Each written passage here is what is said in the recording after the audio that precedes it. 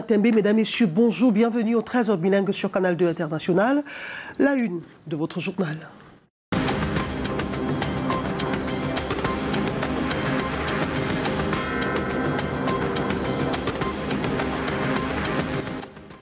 Un homme de 32 ans trouve la mort dans une partie d'extraction de sable à Banja, dans la région de l'Ouest Cameroun. 24 heures après la noyade, la dépouille est retrouvée sous sa pirogue. And security operatives have had kingpin in Yaoundé, dismantling a distribution network coordinated by his wife. And the trafficking network spreads to the city of Yaoundé, extending to baby theft, in which a 5-month-old baby was saved by headstrong by a network or from a network of child traffickers. La rareté du gaz domestique perdure à Yaoundé en dépit des mesures gouvernementales, une situation qui contraint les populations à retourner aux techniques rudimentaires pour la cuisson de leurs aliments. And British Prime Minister Rishi Sunak says Ukraine a reason to act fast on climate change as it is holding in Sharm el-Sheikh in Egypt. Top stories. The news is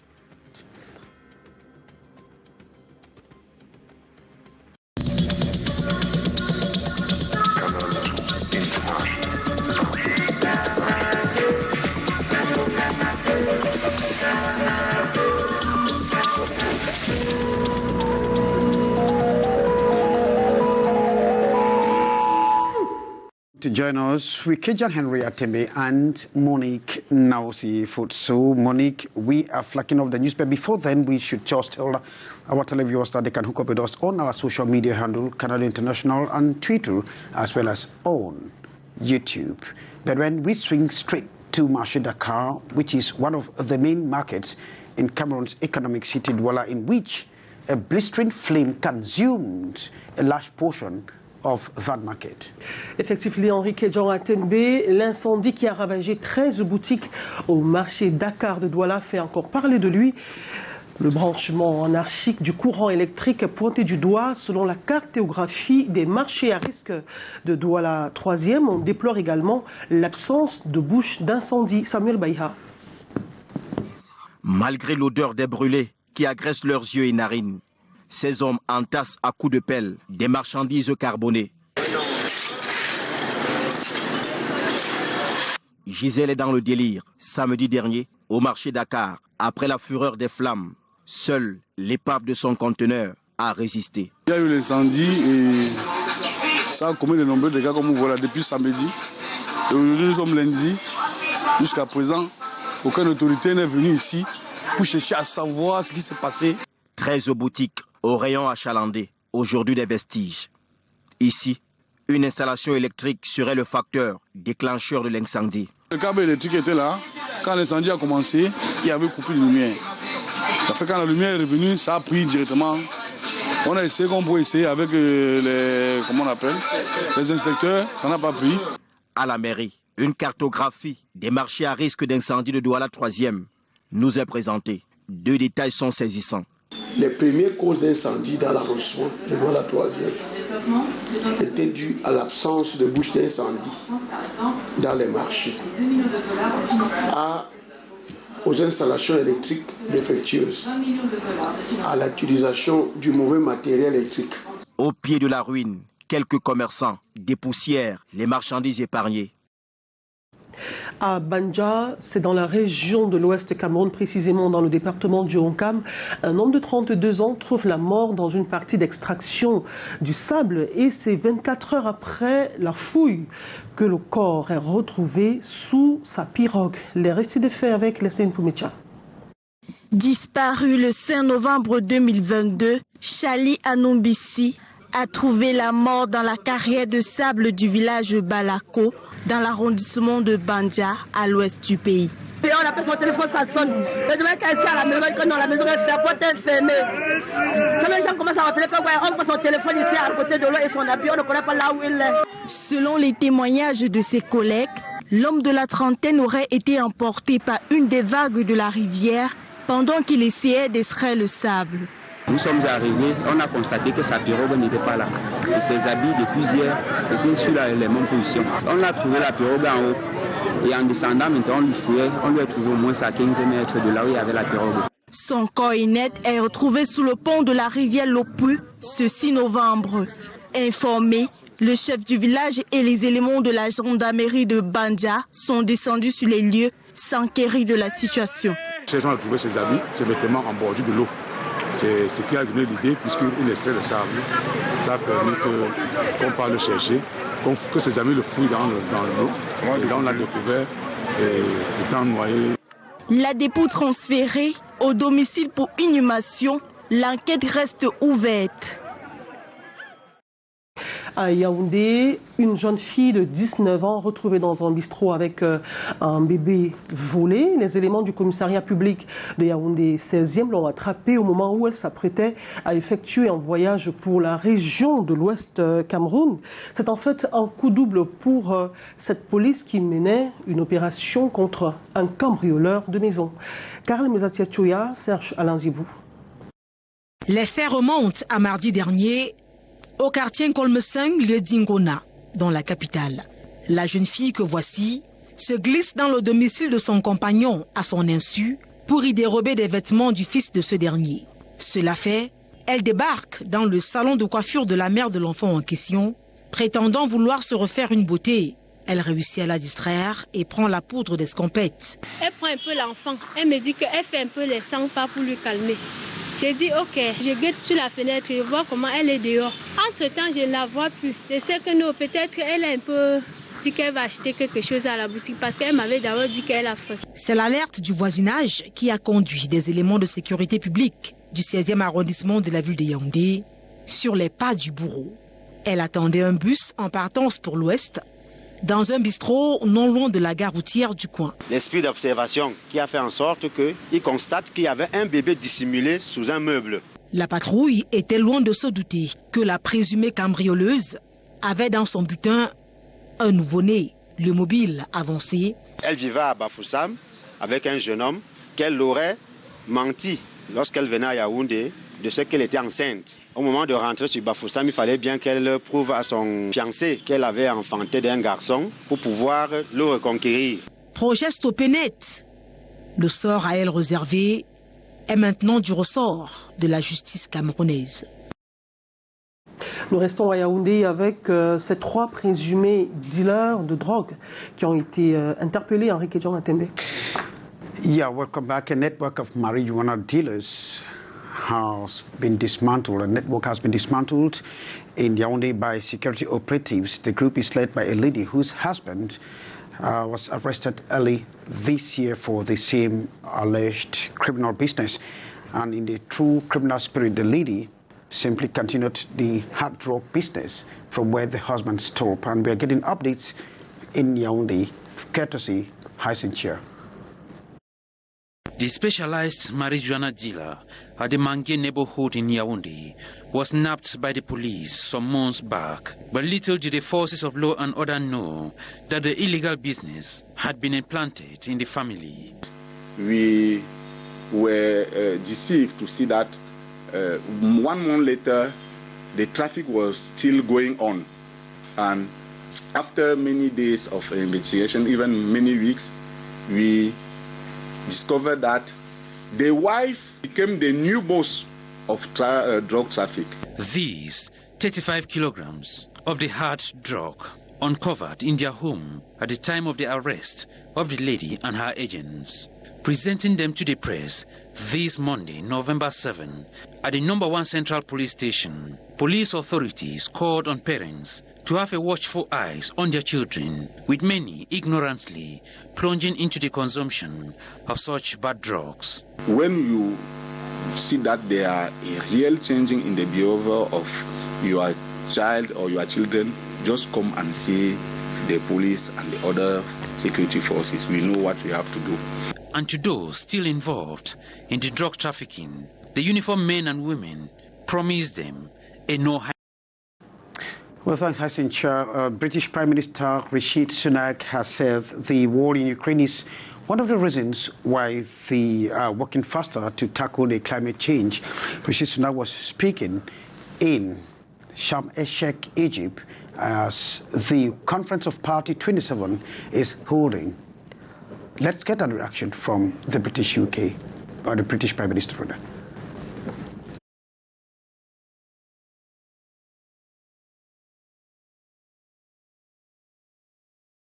The clock is ticking. We are in the fight of our lives and we are losing. Greenhouse gas emissions keep growing. Global temperatures keep rising. And our planet is fast approaching tipping points that will make climate chaos irreversible. We are on a highway to climate hell with our foot still on the accelerator.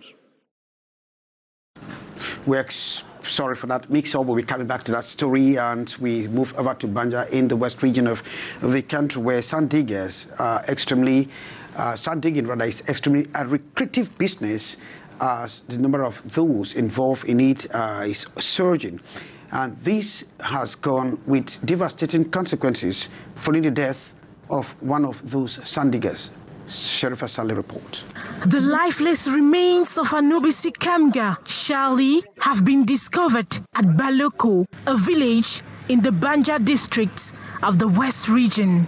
The 32-year-old Anubisi Charlie, a local sand digger, reportedly went missing on Saturday, November 5th. We did not see him. We called his number. It wasn't going through. We went to his house. The door was locked. They told me his dress and mobile phone was found by the riverside. When we came, we found his corpse. Report says that after his colleagues left the river, he stayed to continue the sand extraction. Alone, he did not have the chance to be saved. We worked together on Saturday, and I had to go to Batie, so I left him behind. We suspected he must have been dead when we found his phone and dress by the riverside. That's when we began the search and discovered the body. Living alone, the observation of his absence was made on November 6, 2022, before his search began until his corpse engulfed under his canoe in the water under the bridge of the Lupo River. Baloko Chief Tracy Gabriel, alongside the Banja commander of brigade and the family of the deceased, descended on the scene. Sherifa Saleh reported that thanks Sherifa, a 5-month-old baby has been rescued in Yaoundé, precisely at a bus station, as the baby was kidnapped, or rather stolen, from the parents en route to Bafoussam. That incident occurred from a tip-up thanks to security operatives who were on the move. Details with our Yaoundé Bureau correspondent, Hazen Chia. It appears like a movie scene, yet a true story. The young girl of just 19 years of age said to have allegedly stolen this baby boy. How the criminal act unfolded that fateful Tuesday, 2 weeks ago at Ngona, Yaoundé 5 subdivision, was well planned by the suspect. Elle va dans la maison de son... She went to the residence of her few days companion in his absence. She then packed the baby items, took them into hiding, then went to the hair salon of the legitimate mother of the baby, distracted her, took the baby and disappeared. Et s'est volatilisé. And alerted of the stolen items, the police immediately launched the search for the culprit, and she was tracked down in a traveling agency at Mimbuman Terminus, and surprisingly with a baby ready to take off to the West region. A sigh of relief for the mother, who was already in deep agony over the loss of her child. Je suis dans la joie parce que le temps là, j'étais traumatisée. The reason behind the theft, quite unbelievable. Le mobile avancé par la jeune dame. The reason advanced by the young lady to justify the theft is that she was living with a man in Bafoussam, and she lied of being pregnant before coming to Yaoundé. So she needed a child at all costs to take to the fiance as proof of the pregnancy. But unfortunately for her, we killed the plans. Nous avons pu mettre la main sur elle. She remains in custody to go through the process of justice. Very unfortunate there. Thanks, Hyacin. Monique, we're talking about gas scarcity still hitting the city of Yaoundé. Bien sûr, à Yaoundé, la course à la sciure et au copeaux pour la cuisson des aliments s'intensifie, notamment au quartier Etoudi. C'est que depuis plusieurs semaines, la rareté du gaz domestique perdure en dépit des mesures prises par le gouvernement. Le récit de John 3, Osé Happy et Samuel Bakissé. On a des problèmes de gaz depuis, et que de rester comme ça, sans avoir le feu à la maison, nous sommes obligés de venir chercher un peu de coco ou le copeau. Comme Paul Alain, de nombreux habitants du quartier Etoudi, dans le premier arrondissement de la ville de Yaoundé, trouvent leur réconfort auprès des dames sciures depuis que le gaz butane se fait désirer. Le copeau, c'est économique pour nous. Avec la cellule, je suis à l'aise. Je préfère la cellule. Si la ruée est certaine, la pénurie, elle, n'a pas eu d'incidence sur les prix. Le sac de 100 kg de sciure est maintenu à 2000 francs CFA et le sac de 100 kg de copeaux reste fixe à 500 francs CFA. Nous le confirmons dans cette autre menuiserie, pas besoin d'en rajouter à la souffrance des ménages. Comme depuis il n'y a pas de gaz, les femmes viennent en chercher, ils fouillent de gauche à droite. Bon, quand ils en trouvent, ils en portent. Ils nous donnent une maigre somme de 200 francs. D'ailleurs, même il n'y a pas d'argent et on ne peut pas augmenter parce qu'on a augmenté aussi le gaz, non. Le prix reste toujours intact. Ce n'est pas la première fois que je viens acheter le copeau ici. Ce que moi j'ai constaté, c'est que les prix sont toujours les mêmes là. Une chose est certaine, les machines tournent à plein régime pour approvisionner le maximum de clients. Le malheur des uns faisant le bonheur des autres, les tenanciers de menuiserie surfent sur la vague.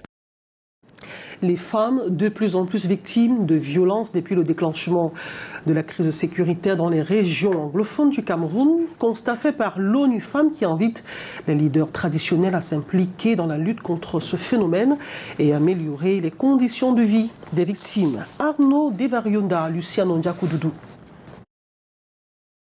Lutter contre les violences basées sur le genre, la Ligue internationale des femmes pour la paix et la liberté et les leaders traditionnels à Melon.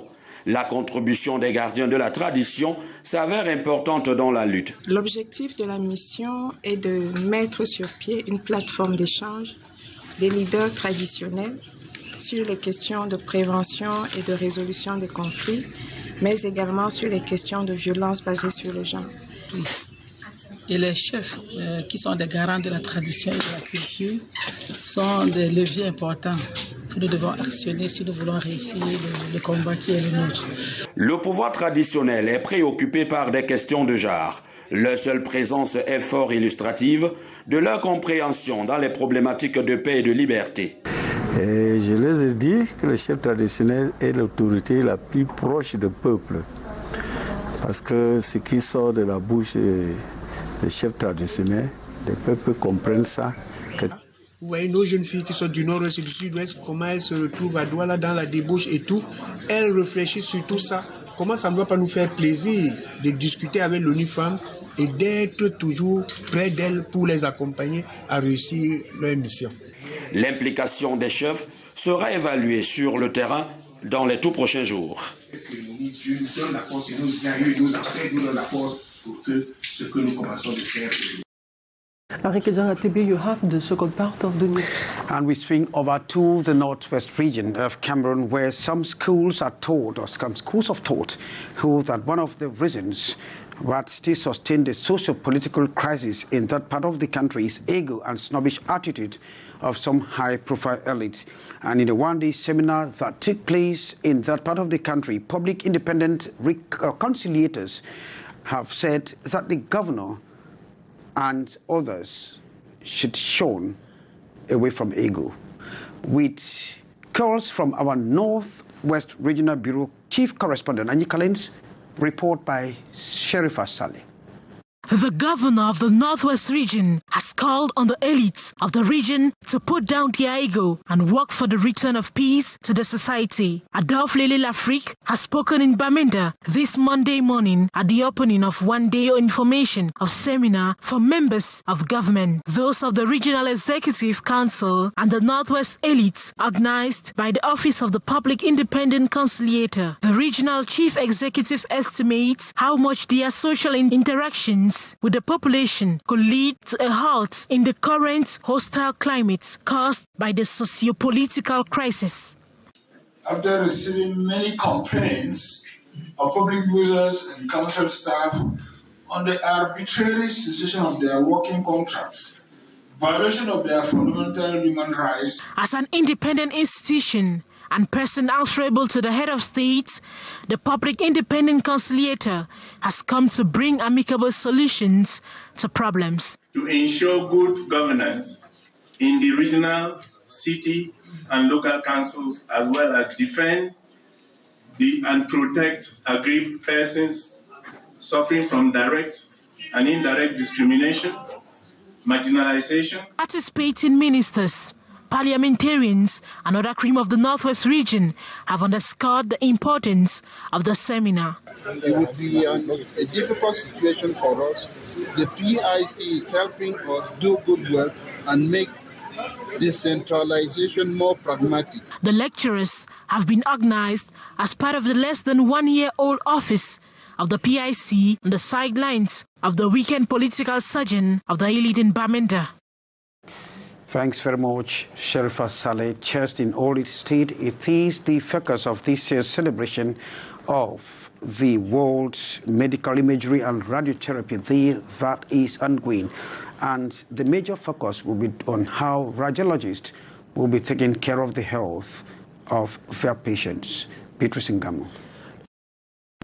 In our daily activities, we inhale dust like humidity that leaves our chest fragile. So too, the COVID-19 pandemic has revealed a lot around our chest. Radiology, radiotherapy is at the center of diagnosis.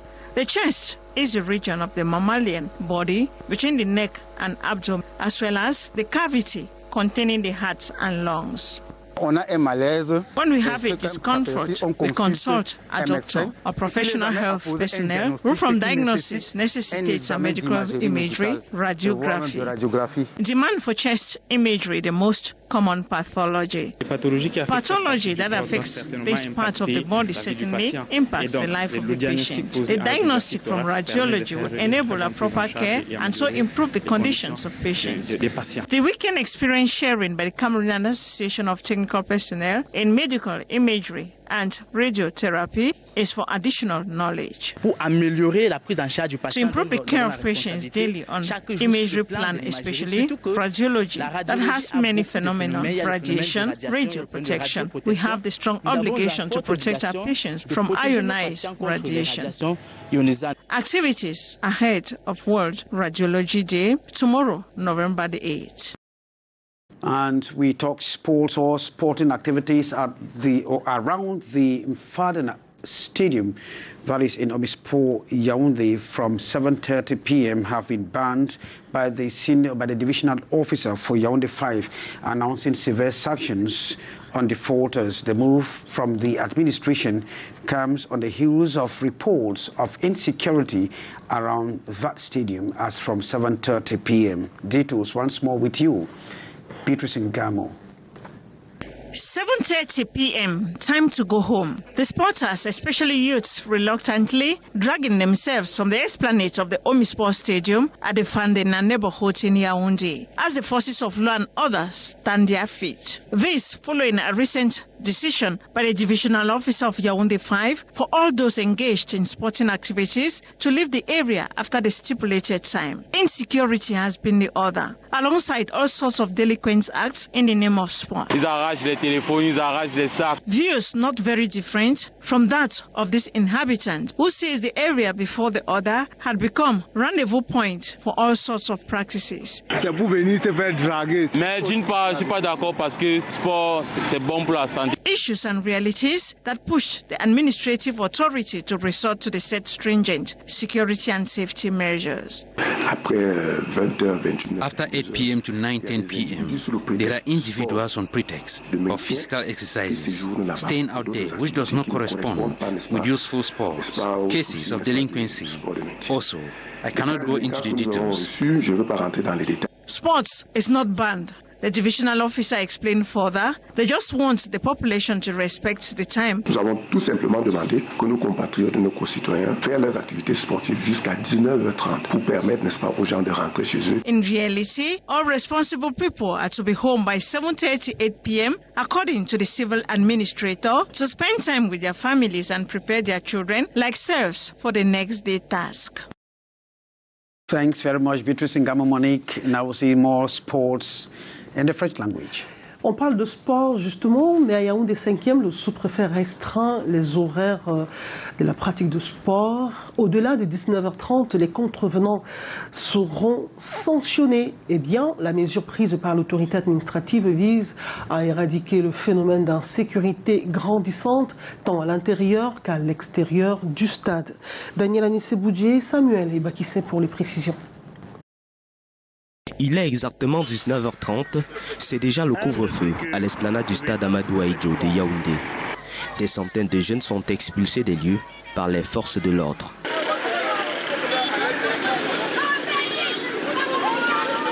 Plus d'activités sportives ici au-delà de 19h30, ainsi en a décidé le sous-préfet de Yaoundé 5e.